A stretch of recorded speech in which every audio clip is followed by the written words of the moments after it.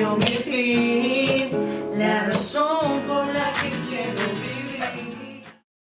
Muy buenos días con todos, Shabbat, Shabbat, Shalom.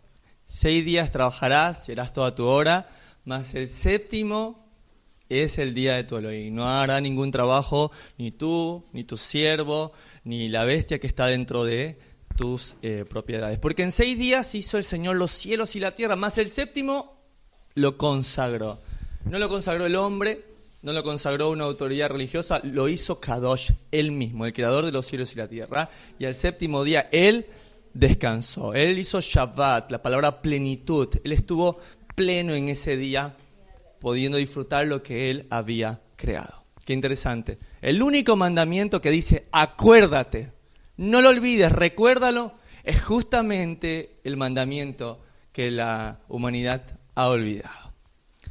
Quiero darle la bienvenida a todos ustedes, a toda la comunidad de Sukkot y Buenos Aires, que semana a semana están aquí para el estudio de la palabra del día de la fecha. Quiero saludar también a todas las personas que nos siguen a través de la página de Facebook, a todos los que están estudiando a través de a través del estudio en YouTube y también a los que nos siguen a través de la página de Spotify por los audios. Que el Señor les recontra bendiga y bueno, agárrense porque el día de la fecha empezamos Romanos capítulo 9 en las palabras del apóstol Pablo.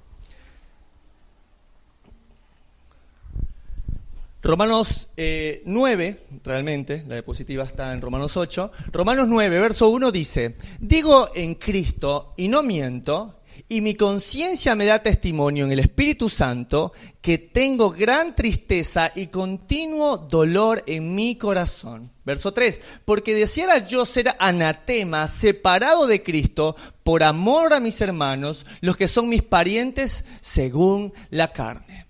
Y en esta porción de Romanos 9 vamos a poder conocer un poco más del corazón del apóstol Pablo, de Saulo de Tarso. Miren lo que dice Romanos 9, verso 1, 2 y 3. Hay un dolor en el corazón de Pablo. Y yo no sé si ese dolor a ustedes puedan sentirse homónimos a él. Es decir, ¿sabes qué, Pablo? Yo entiendo ese dolor que tienes. Yo entiendo el dolor que puedes tener al querer alcanzar a tu familia, como lo dice él, a mis parientes según la carne.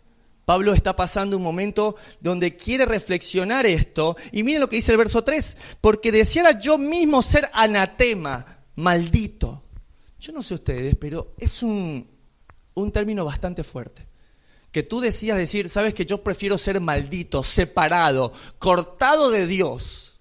Con tal de que la persona que amo, con tal de que mi familiar, con tal de que mi familia abra sus ojos y vea las maravillas de tu ley. Imagínense a tal punto de dolor en el que está el apóstol Pablo, que en Romanos 9, verso 1, 2 y 3, él dice, córtenme, pero que mi familia sepa de tu verdad, Señor. ¡Wow! Tremendo. Ahora, ¿solamente Pablo lo hizo? Acompáñenme en Éxodo 32, está hablando Moisés y dice, entonces volvió Moisés al Señor y dijo, ay de este pueblo, ha cometido un gran pecado y se ha hecho un Dios de oro. Pero ahora, si es tu voluntad, perdona a su pueblo y si no, bórrame del libro que has escrito. Oh, tremendo. Moisés dice y entiende las palabras del apóstol Pablo. Están en perfecta sincronía. Señor, ¿va a pasar algo con ellos? ¿No los vas a perdonar? Bórrame a mí primero. Moisés conoce el dolor de amar a alguien, que esa persona falle y tú querer estar en medio con tal de que pueda entender. Le pasa también en Hechos, capítulo 7, versículos 59-60, está hablando Esteban. Y mientras apedreaba a Esteban, él invocaba al Señor y decía, Señor, recibe mi espíritu. Y cayendo de rodillas clamó en alta voz, Señor, no le tomes en cuenta este pecado. Señor, me están matando. Estoy muriendo, pero ¿sabes qué? No le tomes en cuenta este pecado. No lo veas. No, Señor, no importa lo que ellos hayan hecho, no importa lo que hagas conmigo, pero a estas personas que amo y que no se le han abierto los ojos, no le tomes en cuenta este pecado. Ven el corazón de Esteban, ven el corazón de Moisés, ven el corazón de Pablo. Yo me ponía a pensar y decía, wow, qué nivel de amor por el Señor, qué nivel de amor por los demás. Y yo no sé si en algún momento yo me he puesto a decir, Señor, sepárame a mí, córtame a mí, para que alcances a otro. ¿Y saben qué me di cuenta? Que no necesito pensarlo, porque ya hubo alguien que lo hizo. Ya hubo alguien que dijo, el castigo de ellos y su separación ponlo sobre mí. ¿Quién lo hizo? Gálatas 3:13 dice, pero Cristo, Jesucristo de Nazaret, Yeshua HaMashiach, prefirió recibir por nosotros la maldición que cae sobre el que no obedece la ley. ¿Ven? Él dijo, ellos están rompiendo los mandamientos, yo voy a tomar ese castigo. No aplaude el que no obedezcamos sus mandamientos. Sabe que la ley tiene que cumplirse, que el castigo del pecado tiene que darse, por eso se llama la satisfacción la satisfacción, que Él satisfajo la justicia, la ira de Dios. De ese modo dice, nos salvó, porque la ley dice, Dios maldecirá a cualquiera que muera colgado de un madero. Maldito colgado en un madero. Y hay un pecado en particular que es la causa de que alguien lo pongan colgado en un madero. ¿Alguien recuerda qué pecado específicamente dicta la Torá que merece el castigo de estar colgado? Rebeldía. El que es rebelde, el hijo rebelde, recordemos el caso de Absalón, que muere colgado en un madero por su cabellera larga. Es una característica. Por eso cuando alguien ve colgado en un madero dice, este específicamente fue un rebelde. La palabra también dice en el libro de 2 de Samuel que la rebeldía es igual que la hechicería, que la rebeldía es igual que la fornicación, que la rebeldía es un pecado terrible. Ahora, ¿rebeldía a qué? ¿Transgresión a qué? A sus mandamientos. Hemos sido rebeldes a sus mandamientos, entonces nosotros merecíamos morir colgado en un madero. ¿Y él qué hizo? Dijo, hazme anatema a mí, pero sálvalos a ellos. Oh, ¡qué nivel de amor! Dales un cuerpo glorificado. ¿Cuántos quieren un cuerpo glorificado? Todos decimos, amén, Señor, sin enfermedades. Por tu llaga hemos sido sanados. Sí. Es verdad, por su llaga hemos sido sanados. Y cuando estemos en la presencia del Eterno, cuerpos glorificados y nuevos, cuerpos sin cicatrices, sin manchas, sin arrugas. Pero adivina quién sí va a tener marcas. Adivina quién va a mostrar su costado. Adivina quién tiene agujeros en sus manos. Adivina quién tiene cicatrices en su cuerpo. El Cordero inmolado. Mientras nosotros tenemos una piel tersa y nueva, Él llevará las marcas en su cuerpo por siempre, porque nos amó. Porque nadie tiene un amor mayor que este, que uno dé su vida por sus amigos. Juan 15:3. No hay mayor amor que este. Cuando amas tanto a alguien, ya no te importas tú mismo. Ya miras el amor por el otro. Ese es un deber que tenemos los esposos, por ejemplo. Purificar continuamente a nuestra esposa. Hablaba con un hombre hace unos días y dice como que él había hablado con muchos hombres casados. Y como que el denominador mucho de esto era que muchas veces las esposas tendían a ser un poco más emocionales y a enojarse mucho más que los hombres, que son un poco más, dijo él, básicos y tranquilos. Y yo creo que básico estuvo muy bien el comentario que él dijo. Somos más básicos. Y puede ser que la mujer sea mucho más emocional porque fisiológicamente es hecha así. Pero nosotros como varones no estamos llamados a criticar a nuestra pareja, sino a purificarla constantemente. Somos llamados a ser como Cristo amó la iglesia y se entregó por ella. Nosotros estamos llamados a poner por encima de todas las cosas y aún de nuestra propia coherencia el amar a nuestra esposa. Es que yo no merezco como mi esposa me trata. ¿Y qué te mereces? ¿Qué dice Romanos 8? ¿Qué me merezco? La muerte. No vengas a querer exigir algo que no te mereces. ¿Y qué merece la esposa, en cambio? Que el esposo dé su vida como el Mesías dio su vida por nosotros. No lo he dicho yo, lo dice su palabra. Verso 3, Romanos 9, porque deseara yo mismo ser anatema, separado de Cristo, por amor a mis hermanos, los que son mis parientes según la carne. Y es interesante porque el libro de Romanos está destinado ¿a quiénes? A romanos, a creyentes en el Mesías, judíos que viven en Roma, gentiles que se convierten, que se hacen prosélitos de justicia, a esa comunidad que conoce la ley. El mismo Romano lo dice, escribo esta carta ¿para quiénes? Para los que conocen la ley. Romanos 8, verso 1. Para ellos es escrito esta carta.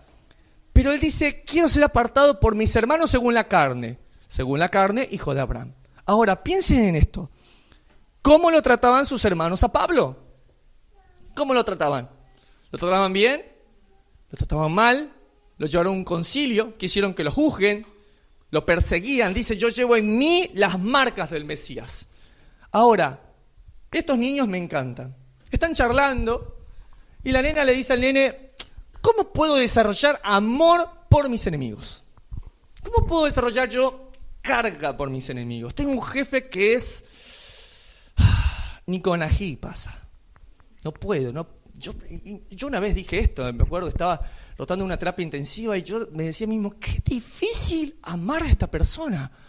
Qué difícil amar a esta persona. Qué difícil bendecir, porque ¿qué dice el mandamiento? Ora por tus enemigos. Bendice a los que te maldicen. Qué difícil.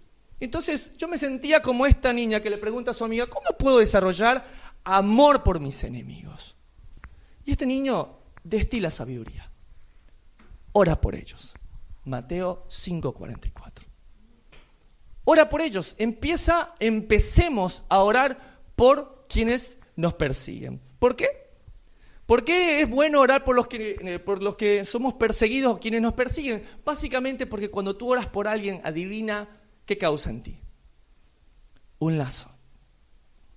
¿Sí? Cuando tú empiezas a orar por una persona, empiezas a intimar en la presencia del Señor y te empiezas a sentir ligado a esa persona. Yo les soy honesto y les abro mi corazón. Muchas veces cuando con mi esposa hemos orado por personas o orado por su cada Buenos Aires o hemos orado por algunas personas, cuando las conocemos nos sentimos muy contentos. Y muchas veces la gente piensa, qué extraño estos chicos que están tan contentos recibiendo gente. Y es porque cuando tú oras por los demás, tú te empiezas a sentir ligado. Cuando los ves, ya no sabes por qué, pero Dios puso un amor en ti. Y eso solo lo podemos hacer en la oración. Pero muchos me dirán como esta mujer, ¿no? Miles cosas, trabajo, y ella le dice, pero mi trabajo es un caos. ¿Cómo quieres que yo ore si mi trabajo es un caos? ¿Cómo quieres que yo ore? Ni te cuento en la universidad cómo estoy, de aquí salgo, yo tengo que estudiar. Tantas responsabilidades que tengo. Mi suegra viene a casa hoy, tengo tantas cosas. Estoy tan preocupada por tantas cosas, estamos tan preocupados, pero ¿saben qué? Daniel capítulo 6 verso 10 habla de Daniel. Yo no sé qué tan ocupado estés, pero quiero decirte algo. Nunca ninguno de nosotros va a estar más ocupado que el segundo hombre más importante de uno de los imperios más reconocidos de toda la historia, Daniel. Nadie puede estar más ocupado que él. Todos los sátrapas del reino le hacían auditoría y querían hacer que cayese. Tenía que cuidarse todo el tiempo. Además era maestro de Torá, era encargado del reino. Nadie puede estar tan ocupado como Daniel. Y veamos lo que hacía. Daniel, capítulo 6, verso 10. Daniel acostumbraba a orar 3 veces al día. ¿Vieron que dice cuántas veces ora y no cuánto? Porque eso es un morbo que muchas veces escucho. No, ¿cuánto ora usted, hermano? No, yo oro 1 hora, aleluya. Y el otro dice, no, yo oro 25 minutos. Su pecador tiene que arrepentirse. Y la palabra lo que nos insta es a orar con frecuencia. ¿Sí? No es importante si te comes un tremendo plato de comida al almuerzo, sino que tengas comidas más frecuentes. Eso es más saludable. Entonces, acá nos da un ejemplo claro de un gran hombre de Dios que oraba 3 veces al día. Tendríamos que empezar a hacerlo, tendríamos que empezar a ser determinados. Hermano, pero yo estoy muy ocupado todo el tiempo. Bueno, pongo una alarma. Póngame una alarma, pero es que yo estoy ocupado. Podría darle un momento de escaparme, ir al baño y orar. Bueno, dale lo que tengas al Señor. Empieza por alguna parte. Empieza por lo que tengas, que el Señor, a tu medida de fe, ¿qué va a hacer? La va a aumentar. Cuando Dios vea que te escapas del baño en medio de tu trabajo para orar para Él, Él va a decir, necesito que tenga más tiempo.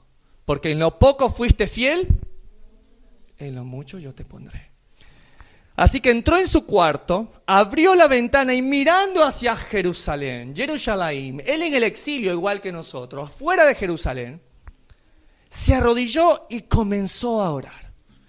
Y este momento estaban a punto de tomarlo y de echarlo a la fosa de los leones.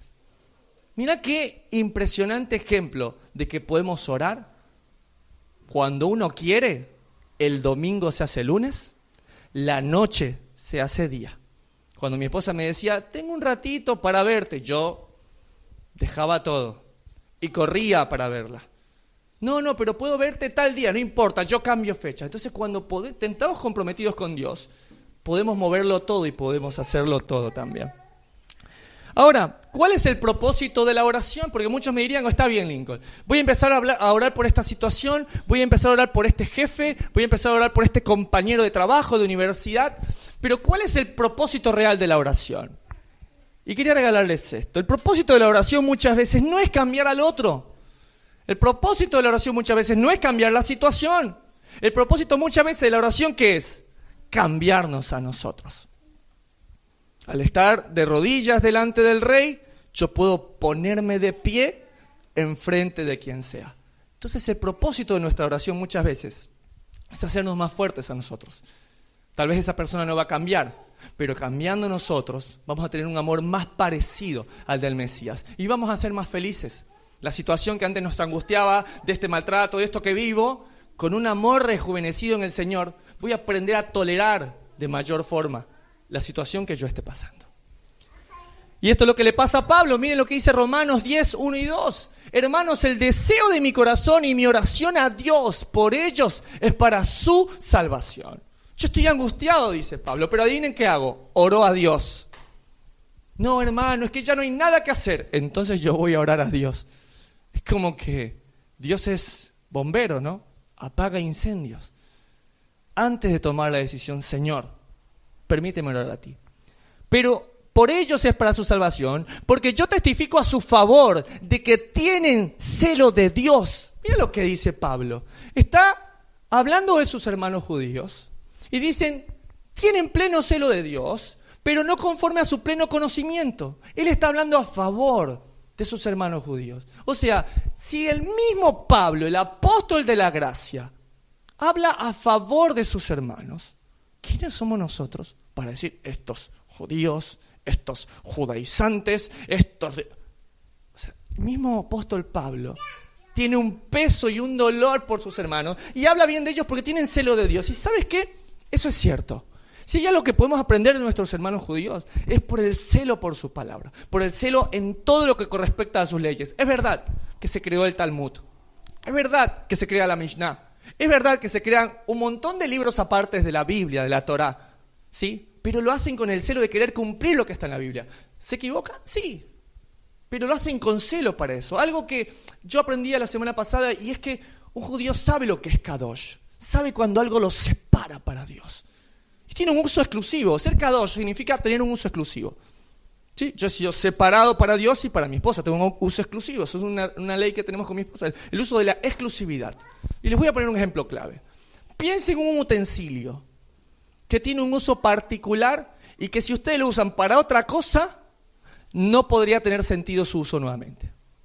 Piensen, ¿qué utensilio que ustedes usan a diario podrían usar para otro uso y no volverlo a usar para ese? Un cepillo de dientes. Una vez yo estaba a punto de agarrar un cepillo y me dice mi esposa, ¿qué estás haciendo?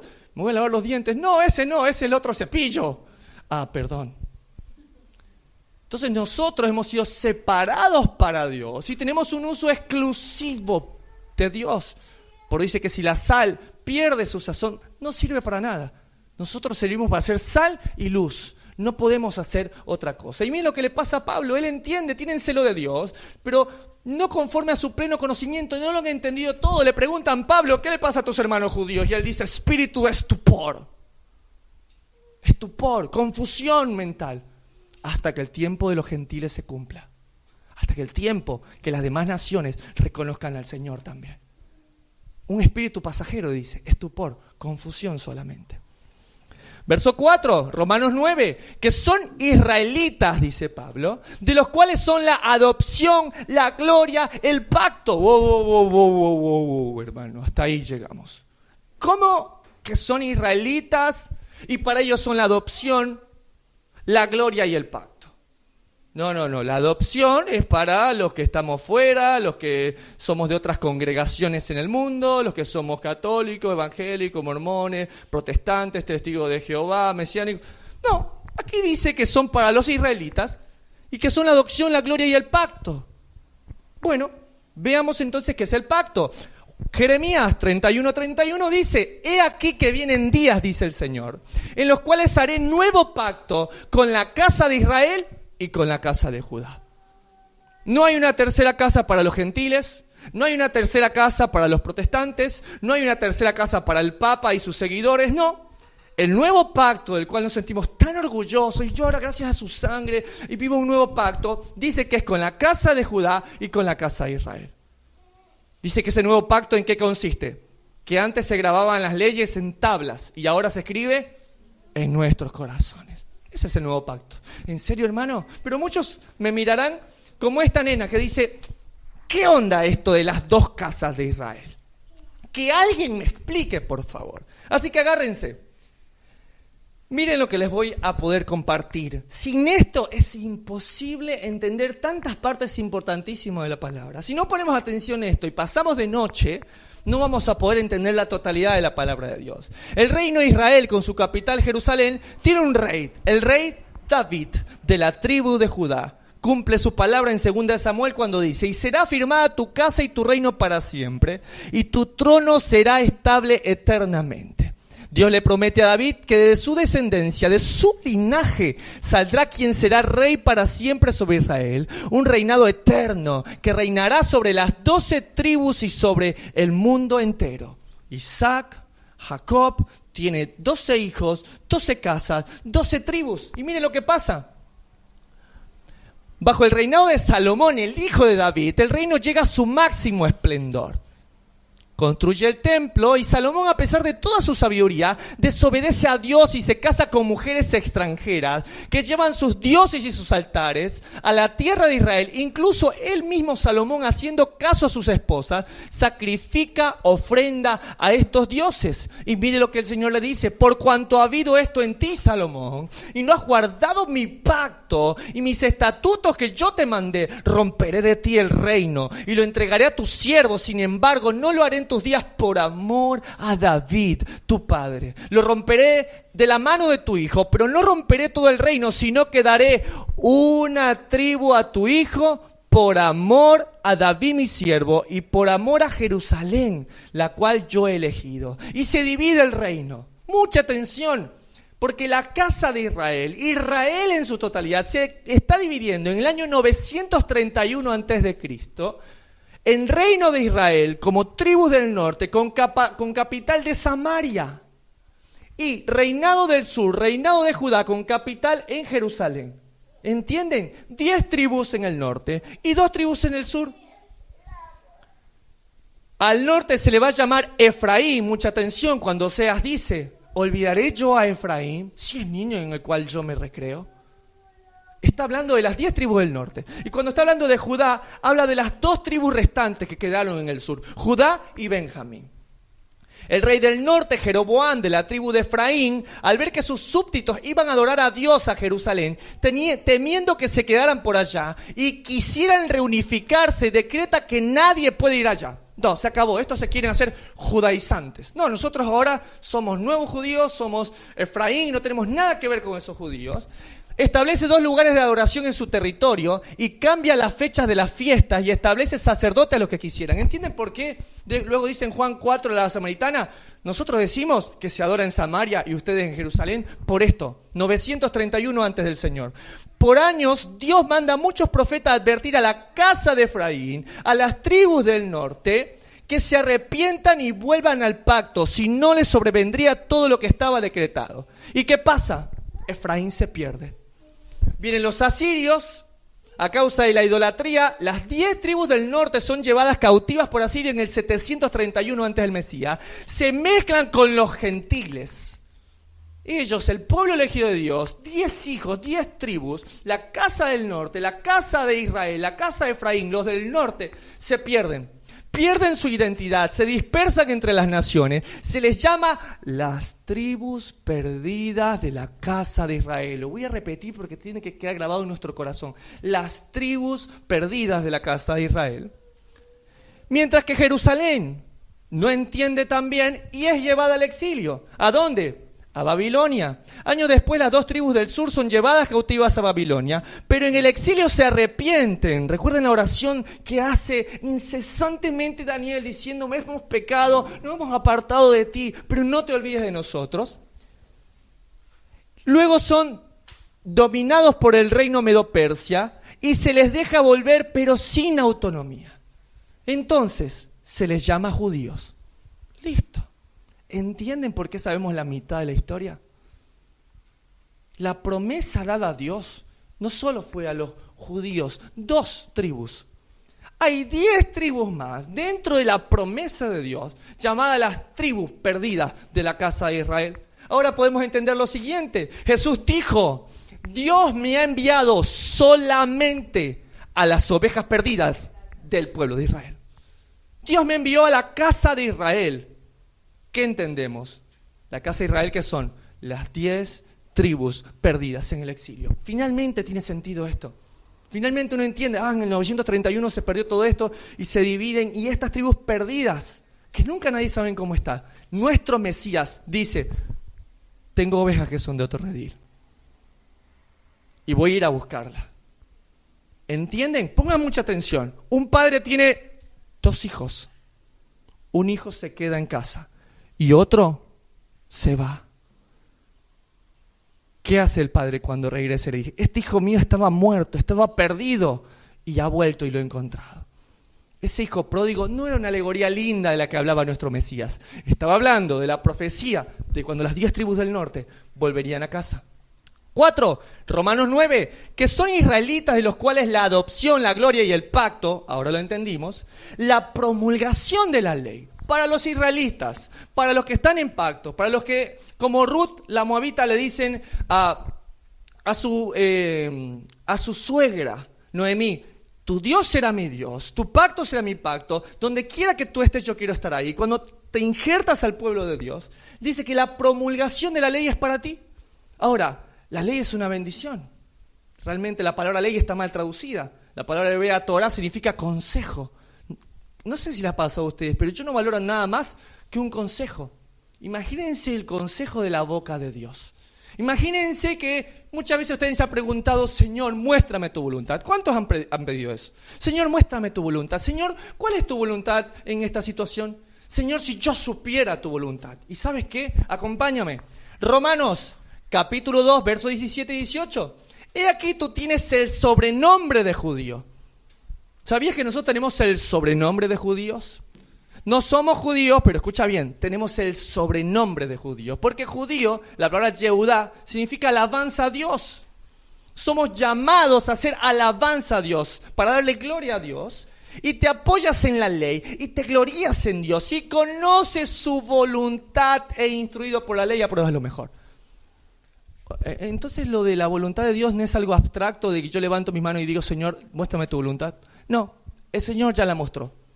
El Señor ya nos mostró su voluntad y está escrita en la ley del Señor. Cada vez que habla del prójimo, cada vez que habla de las leyes de su bondad, Él ya nos dijo cuál es su voluntad.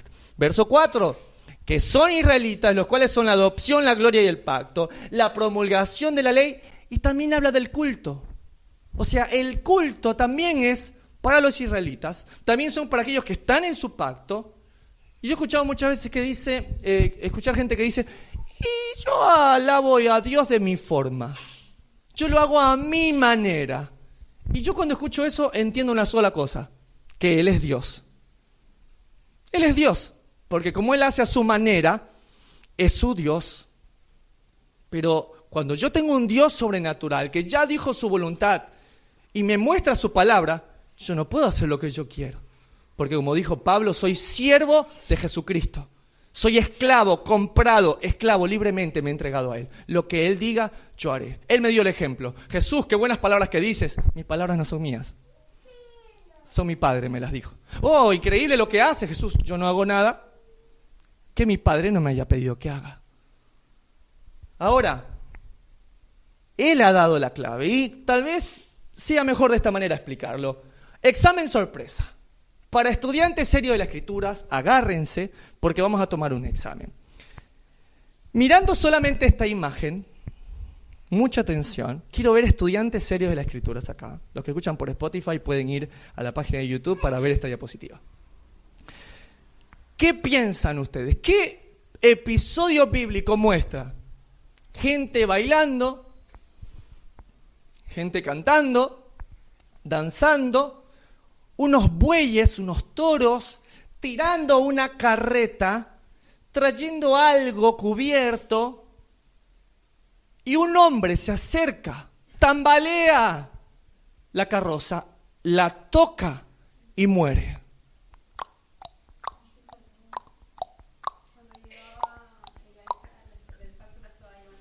Muy bien, David, como rey de Israel, dice, es momento de volver a Dios, es momento de volver a la Torá, es momento de volver a la adoración continua delante del rey. Lo que yo viví siendo un pastor de ovejas, con mi arpa, con todo lo que yo era, quiero que vuelva a ser. ¿Y qué mejor forma de traer la presencia de Dios en el pacto? En el arca de la alianza. Entonces la hace traer. Y dice que la trajo tirada por bueyes, la agarreaba en una carroza. Y estaba Usa, que amaba a Dios a su manera. Y veía que el arca se tambaleaba, se iba a caer. ¿Y qué hizo Usa?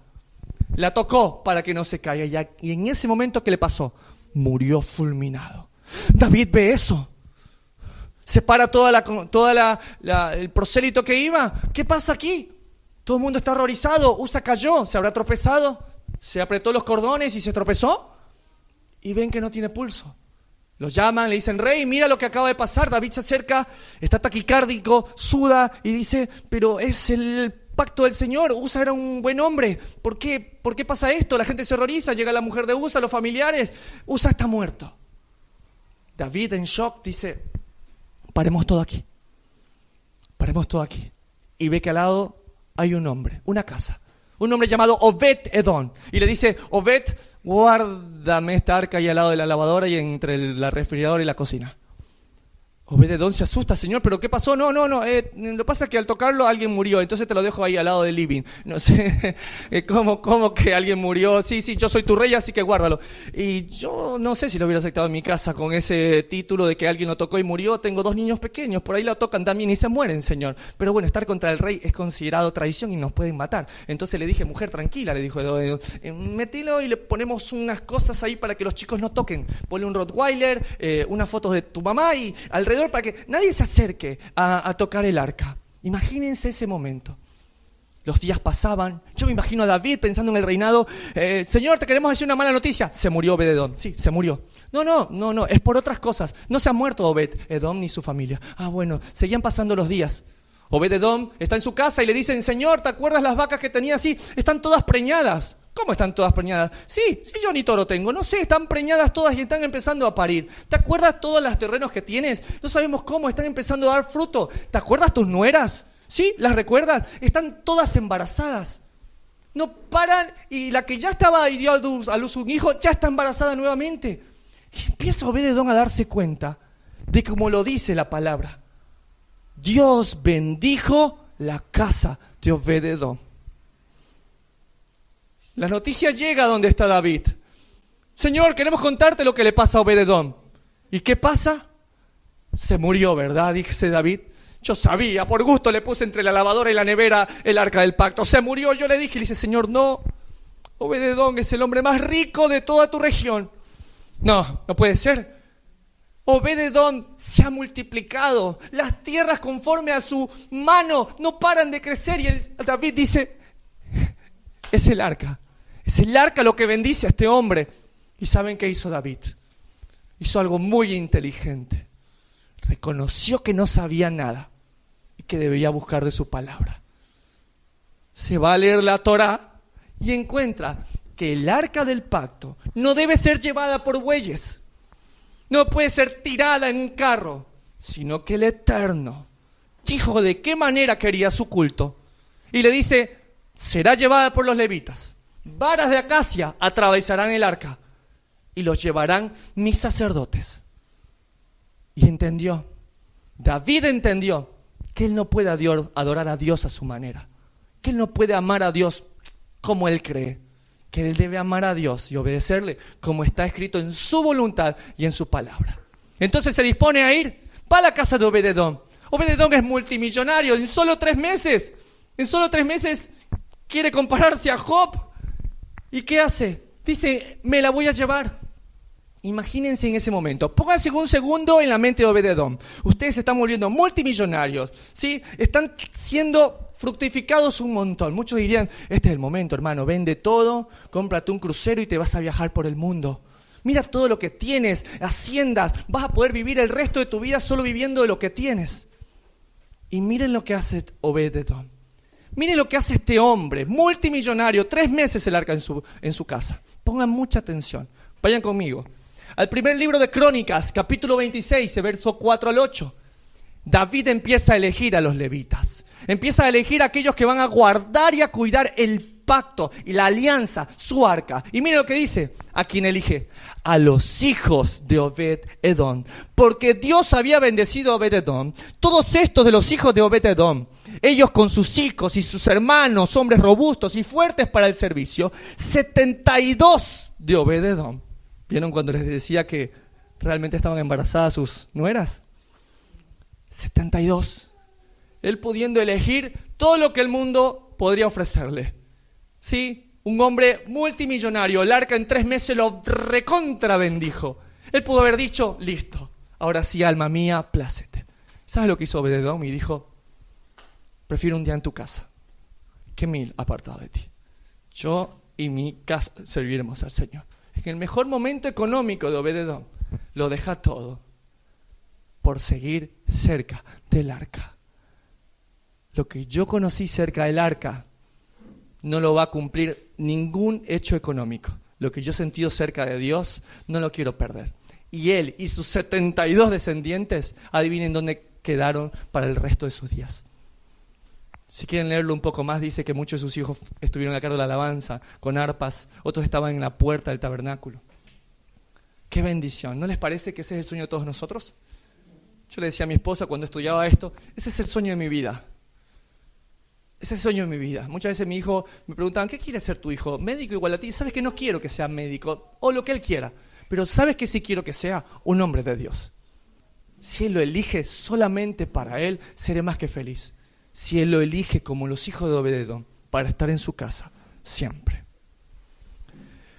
Romanos 9, verso 4, no nos vamos de este versículo, que son israelitas, de los cuales son la adopción, la gloria, el pacto, ya lo entendimos, la promulgación de la ley, las leyes de su voluntad, ya lo entendimos, el culto, conforme a su voluntad, ya lo entendimos, y las promesas.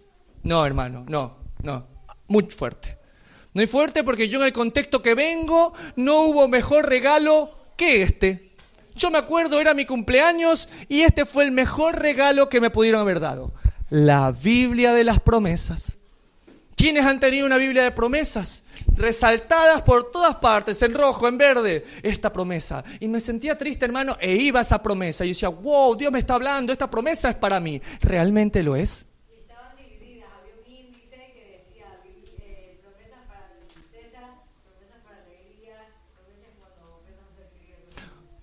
Repito, para los que, sobre todo los que están en Spotify, no pueden escucharlo, pero Abigail me comenta que tenía una Biblia como esa y que estaba subrayada para cada momento, una promesa para cada situación. Pero ¿realmente somos nosotros acreedores a esas promesas? Y ¿sabes qué? Yo no quería hablar de este tema, entonces pedí ayuda. Yo decía, ¿quién puede explicar este tema de las promesas de Dios para los que están en pacto? ¿Y sabes qué? Mi Mesías. Él lo va a explicar. Vayan conmigo, dice de esta forma. Mateo 7, del 21 al 27, saliendo Jesús de allí, de las zonas de Tiro y Sidón, una mujer cananea, una mujer sin pacto, una mujer gentil, clamaba diciéndole, Señor, hijo de David, ten misericordia de mí, mi hija gravemente es atormentada por un demonio. Miren, Jesús, hijo de David, ten misericordia de mí. Y miren lo que pasa, el amado Jesús, el amado de nuestro alma, ¿cómo piensan ustedes que es Jesús? Y todos me dirían, Jesús es tierno, Jesús es misericordioso, Jesús es compasivo, Jesús presta sus oídos hacia mí. Miren lo que pasa, esta mujer le dice, ayúdame, Señor, hijo de David, ten misericordia de mí. Y miren lo que pasa, Jesús no le respondió ni siquiera una palabra. Nuestro compasivo Jesús se encuentra con una mujer cananea que le grita: Jesús es hijo de David, ten misericordia de mí. Mi hija se ha atormentado por un demonio, y no le dedica una sola palabra. Miren lo que pasa. Entonces los discípulos le rogaron: Señor, despídela, pues da voces tras nosotros. Señor, mira lo que va a decir la gente por Facebook, que no le estás dando importancia a esta mujer, pero tuvieron que los discípulos decirle: está gritando. Y mire lo que pasa. Él respondiendo le dijo: no soy enviado sino a las ovejas perdidas de la casa de Israel.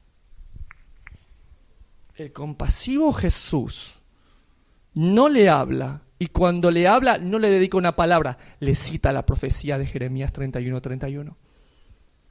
¿Eres cananea? Chao. Yo he sido solamente enviado a las ovejas perdidas de la casa de Israel. Y uno queda en shock. Pero este Mesías amoroso a esta mujer no le habla. Mire lo que dice. Entonces ella vino y se postró ante él diciendo: Señor, socórreme. Respondiendo él dijo: no está bien tomar el pan de los hijos y echárselo a los perrillos. Perrillos es un término que habla cuando alguien no está en pacto. Los perros que habla la Biblia son los gentiles, que prefieren vivir amando a Dios a su manera y sin el pacto. Y ella dijo: aquí está la clave. Sí, Señor, me atrapaste. Soy un perrillo. ¿Saben por qué? Porque el título Jesús, hijo de David, solo es y puede ser usado para aquellos que son del linaje de David, del linaje de Abraham, aquellos que han sido injertados al olivo nuevo. Solo aquellos que están viviendo bajo su pacto serán reconocidos como hijos de Dios. Y esta mujer cananea, gentil, se quería persuadirlo a Jesús, diciendo el grito de aquellos que pueden adquirir a sus promesas, que son los hijos de Israel. Pero Jesús le dijo: mira, yo sé quién eres tú, y tú no eres una oveja perdida de la casa de Israel. Tú no tienes deseo de estar en pacto. Y mire lo que pasa aquí.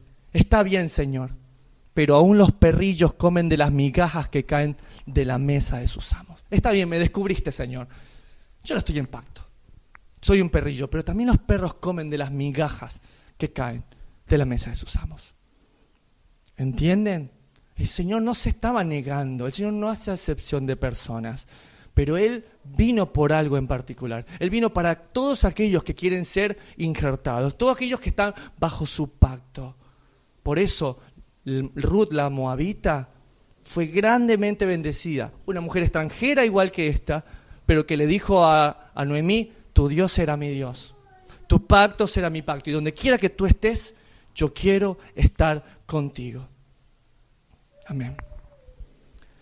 Entonces podemos entender, verso 4, para tener lo mejor de Dios, yo tengo que estar en pacto. Cuando conocí a mi esposa, ella me dijo, empezando a conocerla, ella me dijo: mira, Lincoln, tú eres un buen chico, pero conmigo solo manita sudada y piquito. ¿Qué? Sí, manita sudada, es todo lo que te voy a dar. ¿Por qué? Mariuxi no estaba y no me iba a dar lo mejor que ella tenía, que era lo que había guardado en sí, en su cuerpo, para mí, sin antes que no hubiera ¿qué? Compromiso, un pacto. De igual forma, Dios no nos va a dar lo mejor que tiene en su corazón, si que antes nosotros también no nos comprometamos, no tengamos un pacto delante del Señor. Ese es el Dios al que adoramos, es un Dios serio que nos ama, nos quiere, nos desea, pero también quiere de nosotros un compromiso delante de Él. Verso 5, ¿de quiénes son los patriarcas de estos israelitas? Y de los cuales según la carne vino Cristo, el cual es Señor sobre todas las cosas, bendito sea por los siglos. Amén. Miren lo que dice aquí. Son los patriarcas. Jesús vino según la carne de los judíos. Entonces cuando escucho gente que me dice: no, pero es que sos judío. Bueno, quiero decirte que tu Mesías adivina qué es. Judío. Y esa persona me dijo: ¿qué? No, Jesús no era judío. Sí, le digo, Jesús era judío. Bueno, está bien, pero bueno, y también Pablo. ¿Sí? ¿Sí? Y era fariseo también. Yo hablaba mal de los fariseos, sí. Había 16 casas de fariseos. Realmente 2 estaban en contra del Mesías. Las otras no. ¿Se acuerdan de este señor de Arimatea? ¿Te acuerdas? Que le cedió la tumba a Jesús. Bueno, también era fariseo. ¿Sí? ¿En serio? Sí. Nicodemo, el que nace de nuevo, ¿sabes qué era? Sí, fariseo también. ¿Pero qué? Nuestra mentalidad es meter que uno se porta mal, un fariseo, y todos son así. Es que los judíos se entregaron a Jesús. ¿Y los judíos que no estaban ahí? ¿Los judíos que la amaron? Los que dice Hechos 2, que eran judíos, varones piadosos de toda la tierra que recibieron el Espíritu Santo, ¿no eran judíos también? Pablo y sus apóstoles, ¿no eran judíos también? ¿Entienden lo que pasa? Esa es la mentalidad nuestra. Un extranjero se porta mal, es que todos los extranjeros son iguales. Una mujer lo lastima, todas las mujeres son iguales. El hombre no, todos los hombres son iguales. Nuestro Mesías es judío y no podemos olvidar esto. Juan capítulo 4, verso 22. Jesús hablando a la mujer gentil, samaritana. ¿Vosotros adoráis a lo que no sabéis? Nosotros adoramos lo que sabemos, dice el Mesías, porque la salvación viene de los judíos. Entonces recuerdo a Mario Sabán con un libro que decía, muy interesante, la Biblia es un libro escrito por judíos, ¿sí? Para un Dios adorado por los judíos. O sea, yo no puedo agarrar y querer torcer todo. Tengo que amar al pueblo judío. ¿Sabes qué? Pablo lo dice. Pablo los defiende y dice que su celo es inigualable. Yo no sé qué hubiera pasado si la Torá hubiera caído en manos de ecuatorianos, por ejemplo. No sé si los ecuatorianos hubiéramos dado nuestra vida por consagrar la Torá, como lo hicieron ellos. Porque la Biblia que tú estás leyendo fue pasada de generación en generación. ¿Y cuál fue el pueblo que la guardó? Las ovejas perdidas de la casa de Israel no lo hicieron. Fue el pueblo judío. Gracias a ellos tenemos la palabra. Dios los consagró. Entonces, ¿qué tiene que causar en mí con respecto a este pueblo? Tengo que amarlos. Sí, pero mira todo lo que hicieron. Y mira lo que dijo Pablo. Yo llevo las marcas, sus marcas en mí. Espíritu de estupor tienen. En algún momento van a despertar.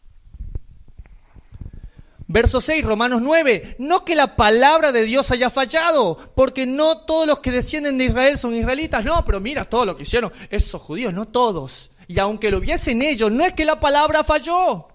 No es que la palabra ha fallado, porque no todos los que descienden de Israel son israelitas. Entonces la pregunta es, ¿pero en serio no todos son israelitas aunque desciendan de Israel? Y eso es lo que dice la palabra, sigan conmigo. Mateo capítulo 7, verso 21 al 23. No todo el que me dice, Señor, Señor, entrará en el reino de los cielos, sino el que hace la ¿qué? La voluntad de mi Padre. Estudiantes serios de la Escritura. Ya estudiamos esto. ¿Qué dice la palabra que es la voluntad de Dios? La ley del Señor. Acabamos de leer Romanos 2. Tú conoces la ley del Señor, lo que está bien, lo que está mal, y conoces su voluntad. Cuando yo no estoy, mi hijo sabe qué hacer, porque sabe cuál sería mi voluntad. ¿Qué haría papá? Yo ya se lo he enseñado. Y en su palabra está la voluntad de mi Padre. Muchos me dirán en aquel día, Señor, Señor, no profetizamos en tu nombre, y en tu nombre no echamos fuera demonios, y en tu nombre hicimos muchos milagros. Y qué interesante, ¿qué es lo que hoy en día más vende? Vas por un centro regular y te dicen, venga por su milagro, traiga sus demonios, y es lo que vende. Prendes la televisión y es un show de que sacan fuera demonios, de que hacen múltiples milagros. Y qué interesante que nuestro Mesías dice que cuando vengan y digan, Señor, echamos en tu nombre fuera demonios e hicimos milagros, la respuesta de Él va a ser, entonces le declararé, jamás los conocí. Apartados de mí, hacedores de maldad. Y pongan mucha atención, porque la palabra maldad aquí en el griego es la palabra anomos. Anomos, sin, y nomos es ley. Interesante que la misma palabra que usan aquí dice, jamás lo conocí, apártense de mí, hacedores o transgresores de la palabra de Dios, transgresores de la ley. ¿Qué dice Romanos también? ¿Quiénes serán justificados delante de Dios? ¿Los oidores de la palabra? No, los hacedores de la ley serán justificados. Lo que pasa es que convenientemente se tradujo la palabra ley de tantas formas en la Biblia, y lo estudiábamos con mi esposa. En los mismos versículos dice la ley es muerte y después dice la ley es espiritual. Qué interesante que los que tradujeron la Biblia no les recordó decir que hablaban de la ley oral, de la ley de las tradiciones impuestas por los rabinos. Qué interesante que ponen al mismo nivel la ley del Señor, que es perfecta, que cambia el alma, que llega hasta los tuétanos, como dice David, y la ley de los rabinos la ponen al mismo nivel. Por eso es importante conocer desde el hebreo y desde el inicio. Aquí se verá la fortaleza del pueblo santo. Acompáñenme. Apocalipsis, capítulo 14 y verso 12. Entonces, Lincoln, ¿quién es finalmente Israel? ¿Quién es finalmente el pueblo santo? ¿Quién será realmente el pueblo de Dios? Vamos a leerlo juntos. Aquí se verá la fortaleza del pueblo santo, de aquellos que cumplen los mandamientos de Dios y no han negado el nombre del Mesías. Listo. No todos los que son israelitas, descendientes de Israel, son israelitas. ¿Qué le dijo Juan? ¿Qué le dijo el Señor? Pero somos hijos de Abraham. No digan que son hijos de Abraham, porque si Dios quisiera, de estas piedras, Dios traería hijos a Abraham. Hagan frutos de arrepentimiento, dice la palabra.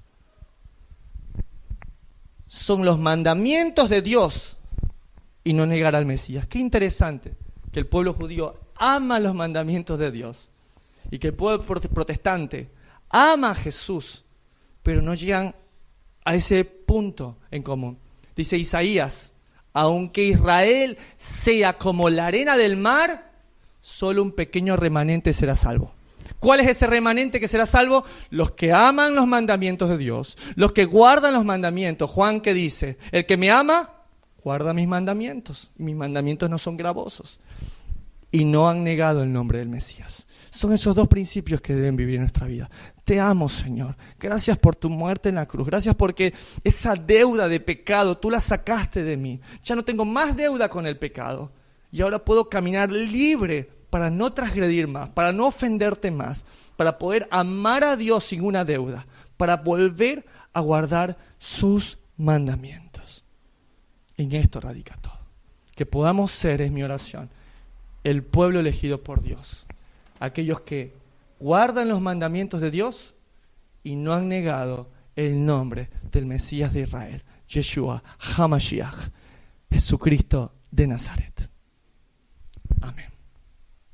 Hasta aquí vamos a llegar esta semana con el estudio de Romanos, capítulo 9, así que espero la próxima semana poder terminar esta segunda parte. No me quiero ir sin darle las gracias a la gente que vino en el día de la fecha a Sukkot David Buenos Aires. Sepan que si están aquí es porque el Señor tiene un plan y un propósito para sus vidas. Que las ovejas saben oír la voz de su pastor. Yo no soy otra cosa que el perro del pastor. Ladra, ladra, ladra, para que las ovejas realmente vayan a la voz del verdadero y nuestro único pastor. Quiero no irme sin antes bendecir a la gente que sigue los estudios a través de la página de Facebook, a través de nuestra página de Generación Desafiante en YouTube y a aquellos que escuchan también a través de Spotify. Que el Señor les recontra bendiga. Nos vemos la próxima semana. Shabbat Shalom.